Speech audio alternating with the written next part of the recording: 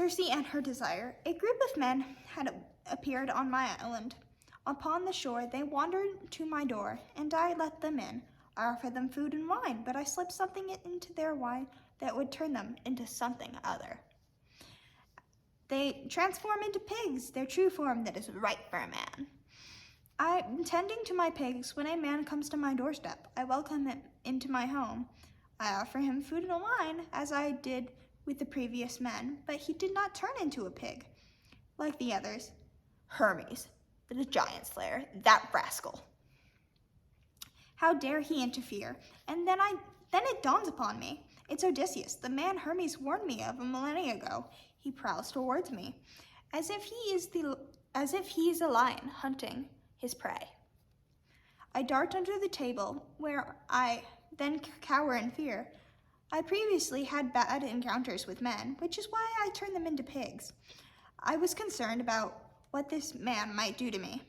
I cower under the table. He tries to pull me out from underneath the table, where I am trembling in fear. I lunge towards his knees to beg him to let me live. He is looking at me with a puzzled expression. He asks me where his men are. Instead of telling him where his men are, I lied to him. There are no men on my island that I have seen other than you, I respond. He gives me a knowing look. He knows I have his men. The gods must have told him just to spite me. I sigh in submission. They're pigs, I say. He laughs, to my surprise. Before his amusement turns to anger, I ask him to come to bed with me. Odysseus looks at me as if I had sprouted snakes from my head like Medusa. He agrees under one condition. I cannot hurt him in any shape or form. I ask him why he would think I will harm him. I have given him no reason to think such a thing, other than turn his men into pigs. His only response to my question is a quizzical look. I sigh and agree to his terms.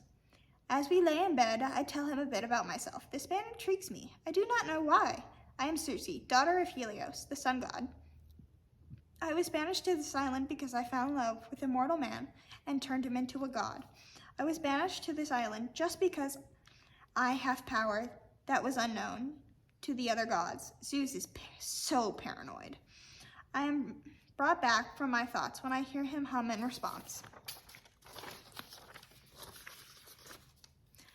Then he decides to introduce himself as well. He is Odysseus, king of Ithaca, sacker of Troy, and he has faced many tragedies on his journey home. He spends a year on my island, but his men remind him that he must go back to Ithaca. But he has to go on a journey to the underworld to bring to the blind prophet before he can go home to. When he comes back, I intend to make him realize that this is his home and that he belongs with me. I tell him what he must do on his journey, and I watch him as he leaves on the wine dark sea. He's back, he's back. Calm came over me. He's back. Maybe I can make him stay with me forever.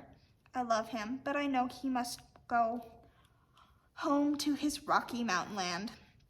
But he's my lion heart, so brave, so strong, so indomitable. Alas, this heroic man cannot be mine.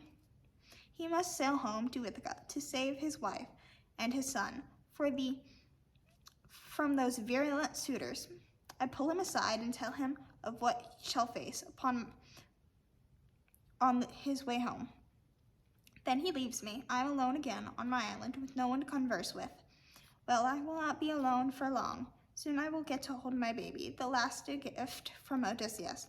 Many years later, when my son is grown, he goes to find his father, and he comes back with his half-brother and his stepmother. His father is dead. Oh, Odysseus, how I love that man. But I found solace in another, named Telemachus, Odysseus' son. He brings me more joy than his father ever brought me.